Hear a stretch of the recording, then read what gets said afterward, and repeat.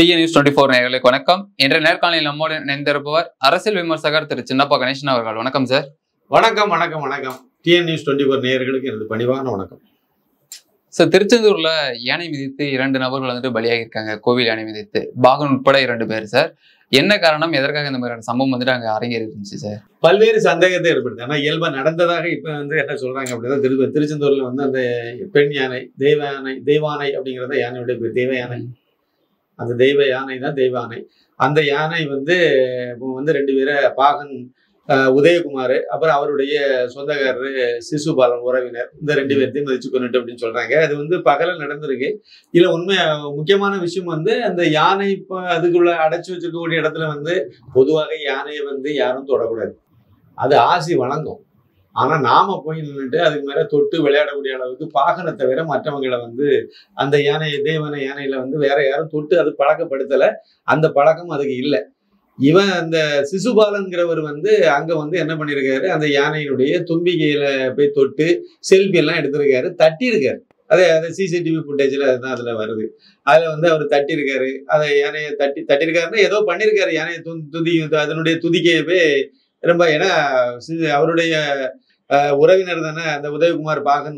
அதனால பாகன் பக்கத்துல நிக்கிறாருங்கிற தைரியத்துல இவர் ஏதோ பண்ணிட்டாரு. பண்ண உடனே அந்த இதுல அது கோவப்பட்டிருக்கு.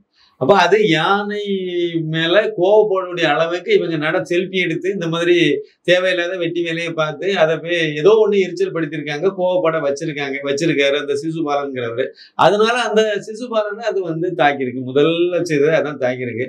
யானை பாகன் கையில என்ன இறங்கும், அங்குசம்ங்கிறது இருக்கணும். அது சின்னதுதான், ஆனாலும் கூட யானை அதுக்கு கட்டுப்பட்டு நிற்கும். அது ஒரு பாயிண்ட். நீங்க நல்லா சைக்கலாஜிக்கலா பார்க்கலாம். யானையை ஒரு சின்ன சங்கில தான் காலை கட்டி போட்டுருப்பாங்க. அது நினைச்சதுன்னா அதனுடைய பலத்துக்கு அதை பிடிச்சி ஒரு இழுப்பு இழுத்தினால அதை பிடிச்சிக்கிட்டு போயிடும். ஆனா அது பழக்கப்பட்டதுனால அது அந்த இதுல கட்டுப்பட்டு நிற்கும். அதே மாதிரி அங்குசம்ங்கிறது ஒரு சின்ன ஒரு ஆயுதம் தான் அது. ஆனாலும் அந்த அங்குசத்துக்கு அது கட்டுப்பட்டு நிற்கும். அந்த மாதிரி அது பயிற்சி கொடுத்ததுனால, பழக்கப்படுத்தப்பட்டதுனால அப்படி இருந்திருக்கும். அப்ப யானை பாகன் கையில அங்குசம் இல்லாதது ஒண்ணு. அப்புறம் அதனுடைய துதிக்கையில போய் ஒரு விளையாடுனது தப்பு. அதுவும் அந்நியர். அது பழக்கப்பட்ட பாகன்கள் கை வைக்கலாம், விளையாடலாம், தண்ணி கோரி ஊத்தலாம். அதெல்லாம் அது விளையாடக்கூடிய ஒரு யானை. இன்னும் சொல்ல போனா பழைய வீடியோக்கள்லாம் இப்பதான் வைரல் ஆகிட்டு இருக்கு. அந்த உதயகுமாருங்கிற அந்த யானை பாகன் அந்த யானை கூட என்னெல்லாம் விளையாடினாருங்கிறதெல்லாம் அது வருது. அப்ப அந்த சிசுபாலன் அதை தாக்கின உடனே உதயகுமார் ஓடி தடுத்த உடனே உதயகுமார் அதை தட்டியிருக்கு. அவருக்கு அதை தட்டியிருக்கு. அது அவரும் கீழே விழுந்து அவருக்கும் அது சீரியஸ் ஆயிட்டாரு. அவரு கீழே விழுந்து அது திருப்பி அது தட்டி எழுப்பியிருக்கானா. கீழே தட்டி அவர் கீழே விழுந்த உடனே ஏதோ அடிச்சிட்டோம்ங்கிற இதுல அது நல்ல புரிதல் உள்ள ஒரு யானையா தான் அது இருக்கு. ஒண்ணு அது வேற மாதிரியான இதெல்லாம் இல்லை. அது மனிதன மாதிரியே தான் அது செயல்பட்டு இருக்கு. யானையை தட்டி அவரை எழுப்பியிருக்கு. அவர் எழும்பலன்னு சொன்னோன்னா அதுக்கு இன்னும் கொஞ்சம் ஆத்திரம். இவனால தானே இது நடந்துங்கிற மாதிரி சிசுபாலன் அது மறுபடியும் 2வது தாக்கி தான் அவர் இறந்து போயிருக்காரு. இவர் 2 பேரும் எல்லாம் இறந்துட்டாங்க.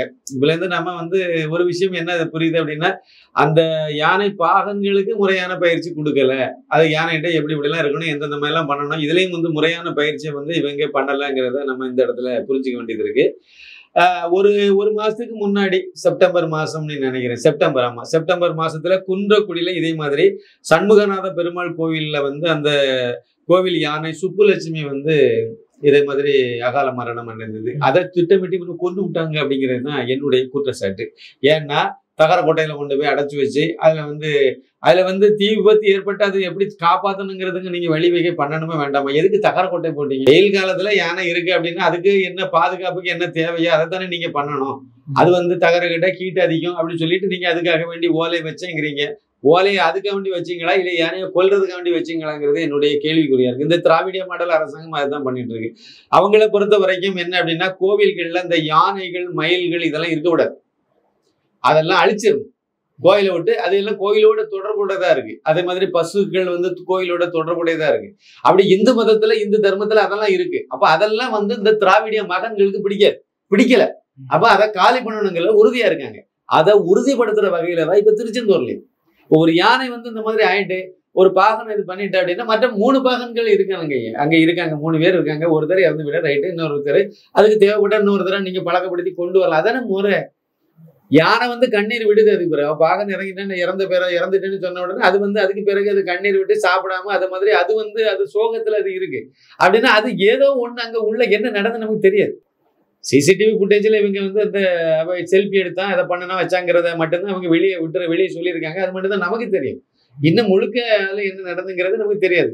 அப்போ ஏனைக்கு விரும்பத்தகாத எதோ ஒன்றை பண்ணனால யாரா இருந்தாலும் அப்படித்தானே. நம்மகிட்ட வந்து சீன்ற மூக்கை வந்து இப்படி நோண்டிட்டே இருங்க, நமக்கு கோவம் வரும், பலார்னு சோட்டில் ஒரு அரை கொடுக்கணும்னு தோணும். அது யாரா இருந்தாலும் அப்புறம் தான் பார்ப்போம், யோசிப்போம், ஓஹோ அடிச்சுக்கிட்டோமோ அப்படின்னு சொல்லி.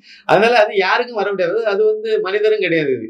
ஆனாலும் மனிதன் அளவுக்கு அது யோசிக்கக்கூடிய ஒரு யானையா இருக்கும்போது திடீர்னு அது பண்றதுக்கு வாய்ப்பு இல்லை. ஏதோ ஒண்ணு அதுக்கு பிடிக்காத ஒண்ணு துதிக்கையே வந்து இங்க சீண்டுனது, அதை தட்டுனது, தொட்டது, அது தொட்டது இல்லை தட்டுனது, ஏதோ பண்ணியிருக்காரு. அதுல ஏதோ அது கோவப்பட்டிருக்கு, ஏதோ பண்ணிருக்கு, விரும்பத்தகாத விஷயத்த அது பண்ணிருக்குங்கிறது தான். அப்ப என்ன பண்ணணும், அதெல்லாம் முறையா பராமரிக்கணும். உடனே யானை அங்கிருந்து மாத்தணுங்கிறது சேகர் பாபு.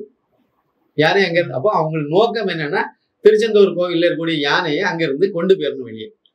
இவங்களும் வாங்கி கொடுக்கல, இவங்க அப்ப வீட்டு காசுலையும் வாங்கி போடல, வாங்கி அந்த யானையை கொண்டு வரல. எல்லாமே பக்தர்கள் உபயத்தினால யானைகள் எல்லாம் வந்து கொடுக்குறாங்க.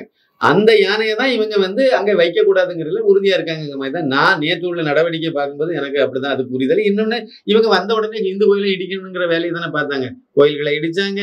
அதே மாதிரி இப்ப கூட சென்னையில விருகம்பாக்கத்துல கோயில் இடிச்சிட்டு இருக்காங்க, பிள்ளையார் கோயில. எல்லா இடமே இடிச்சிட்டு தான் இருக்காங்க, தொடர்ந்து இடிக்கதான் செய்யறாங்க. ஏதோ ஒரு காரணத்தை சொல்லிடுவாங்க, அவ்வளவுதான். அதே மாதிரி இதுக்கு ஒரு காரணம் கிடைச்சது, உடனே யானையை தூக்கு, உடனே கொண்டு போ, அவ்வளவுதான். சூரியனார் கோயில்ல அந்த கூறுகட்ட அந்த ஆதீனம் வந்து மகாலிங்கம்ங்கிறவன் வந்து அவன் என்ன பண்ண, அவன் திமுக கொத்தடிமை உலகத்துக்கும். திமுக நம்பி ஒருத்தன் போனா விளங்க மாட்டாங்கிறதுக்கு சூரியனார் கோயிலுடைய ஆதீன கருத்தை. அவர் அங்க ஒழுங்கா தான் இருந்தாரு. அது கேட்க சரியில்லை. திமுகவில் சேர்ந்தவரை என்ன ஒழுங்கா இருக்க போகுது? திமுகவை சேர்ந்துட்டு கருணாநிதி நீங்க முன்மாதிரியே எடுத்தீங்கன்னா, மனைவி, துணைவி, அப்புறம் அது ஒண்ணு, இது ஒண்ணு, தெரிஞ்சு ஒண்ணு, தெரியாம ஒண்ணு, இப்படியெல்லாம் ஒரு ஒழுக்கம் கட்ட வாழ்க்கை வாழ்ந்தவரை வந்து நீங்க உங்களுடைய குருநாதரை ஏத்துக்கிட்டீங்கன்னா முடிஞ்சு போச்சுல. கோவில் வழிபாட்டுல இருக்க, ஆன்மீகத்துல இருக்க ஒரு பரதேசி வாழ்க்கை தானே வாழணும். அப்படிப்பட்டவன் நான் கல்யாணம் பண்ண போறேன், நான் 50 வயசுக்கு மேல, முடிஞ்சு போச்சுது. உடனே இதை காரணமா வச்சு அதை இந்த அறளைத்துறை எடுக்குதான். ஏங்க திமுகவுல தலைவர் சரியில்லைங்க, கருணாநிதியால செயல்பட முடியல, என்ன பண்ணீங்க? உடனே திமுகவை கலைச்சிட்டீங்களோ? கலைக்கல. உடனே வந்து மு.க. ஸ்டாலின், அது எப்படியோ நீங்க கட்சி ஏத்துக்கிட்டு அவ்வளவுதான், அவரை கொண்டு போய் நீங்க அடுத்த தலைவர் ஆகுனீங்களா இல்லையா? அதே மாதிரி அந்த ஆதீனம் இல்லைன்னா அடுத்த ஆதீனத்தை நீங்க வைக்க வேண்டியது தானே. அதுக்குள்ள ஏற்பாடு தானே நீங்க பண்ணணும். நீங்க அதை காரணமாக வைத்து உடனே அதை இந்த அறளைத்துறைக்கு கொண்டு வந்துட்டீங்க. உடனே தூக்கிட்டு வந்து இந்த அறளைத்துறை கூட கொண்டு சேர்த்தாச்சு. என்ன பண்ணுவீங்க? அதுல இருந்து எத்தனை முஸ்லீம் வந்து அந்த இடத்துல இருந்து அந்த ஆதீன சொத்துல இது இருக்கானோ அவன் என்னமோ அவ்வளவுதான், அது முடிஞ்சு போயிடும். எத்தனை கிறிஸ்தவம் இருக்கானோ அது போயிடும். திமுக எவ்வளவு பேர் உள்ள இருக்கானோ மிச்ச மீதி இடத்தையும் சூறையாடுவோம். வேற என்ன நடக்கும்? அதானே பண்ணிட்டு இருக்கீங்க. அதே மாதிரி இவங்களுக்கு இந்த யானை விவகாரத்தை பொறுத்த வரைக்கும் எனக்கு வந்து கோவில்கள்ல இந்த மாதிரிப்பட்ட யானைகள், அதே மாதிரி வந்து மயில்கள், பசுக்கள், இவங்கெல்லாம் இதெல்லாம் வைக்க கூடாதுங்கிறதுல இவங்க உறுதியா இருக்காங்க. அதெல்லாம் வந்து வழிபாட்டோட தொடர்புடையது. அதை அவ்வளோத்தையும் காலி பண்ணணுங்கிறது இந்த திராவிடியா மாடல் சித்தாந்தம். அதை கச்சிதமாக இந்த அல்லோலியா பாபா கொண்டு வச்சு அந்த ஆள் மூலமாக, அது ஒரு ரவுடியை கொண்டு போய் இந்த அறளைத்துறைக்கு அமைச்சரை வச்சிருக்கீங்க, விளங்குமா? அதனால அது கச்சிதமாக ஒவ்வொன்றுக்கும் ஒரு சப்ப காரணத்தை சொல்லிட்டு செய்துட்டு இருக்காங்க. ஆனா நான் வந்து ஒரு விஷயத்த நான் உங்களுக்கு சொல்லணும். அந்த கோவில்ல, திருச்செந்தூர் கோவில்ல வந்து அதாவது கந்த சஷ்டியை முன்னிட்டு இவங்க 3000 ரூபாய் வசூல் பண்ணக்கூடாதுன்னு சொல்லி மதுரை ஹைகோர்ட் வந்து உத்தரவு போட்டது. உத்தரவை மீறி அங்க பண்ணாங்க. அதே மாதிரி உள்ள போகும்போது டிக்கெட்டை கொடுத்துட்டு அப்படியே அவங்க சாமி கும்பிட்டு வரும்போது அந்த டிக்கெட்டையும் பிடுங்கிட்டாங்க. ஏன்னா வெளியே போனா இந்த செய்தி வெளியே கசிஞ்சிடும், இல்லைன்னா வெளியே சொல்ல மாட்டாரோ. எனக்கு தெரிஞ்ச ஒருத்தர் கோயம்புத்தூர்ல இருந்து அங்க திருச்செந்தூர் கந்த சஷ்டி அன்னைக்கு அங்க கோயிலுக்கு போயிட்டு தரிசனம் பண்ணிட்டு வந்தார். அவர் தான் என்னிட்ட இந்த விஷயத்த சொன்னார். இந்த மாதிரிதான் அங்க அவனும் அதுல தெளிவா தான் இருக்கான், கொள்ளையடிக்கல, கரெக்டா உருவிட்டு தான் விட்டான், இதான் நடந்துச்சு அப்படின்னு. அப்ப இது அங்க நடக்குது. அப்ப கோவிலை வந்து கொள்ளையடிக்கிறதுக்காகவே பயன்படுத்தக்கூடிய ஒரு கும்பல் தான் இந்த ஸ்டாலின் சின்ன மேளம் கும்பல். அதனால அவங்க அதை கச்சிதமாக செய்துட்டு இருக்காங்க. நான் வந்து ஒண்ணு சொல்லணும்னு சொன்ன பாத்தீங்களா, சிமெண்ட்டை விளையாடினீங்கன்னா இப்படிதான் இருக்கும். சிமெண்ட் இதெல்லாம் அறிகுறி, தவறான உங்கள் ஆட்சிக்கு உல வைக்கக்கூடிய அறிகுறிகள். யானை சாகுறது, யானை பாகன் சாகிறது, இதெல்லாம் சாதாரண விஷயம் அல்ல. ஆட்சியாளனுக்கு நல்லது அல்ல. அதுக்கு நீங்க எந்த பரிகாரமும் பண்ண மாட்டீங்க, அதெல்லாம் தெரியும், பண்ண மாட்டீங்க. அதனால கண்டிப்பாக இது வந்து ஆட்சிக்கு ஒல வைக்க போகுது, ஆட்சியாளனுக்கு ஒல வைக்க போகுதுங்கிறது தான் என்னுடைய கருத்து. இதை நோட் பண்ணி வச்சிடுங்க. ஒரு வருஷத்துக்குள்ளால இதுல பல விஷயங்கள் நடக்கும். அப்போ நம்ம இதை ஞாபகப்படுத்திக்கலாம்.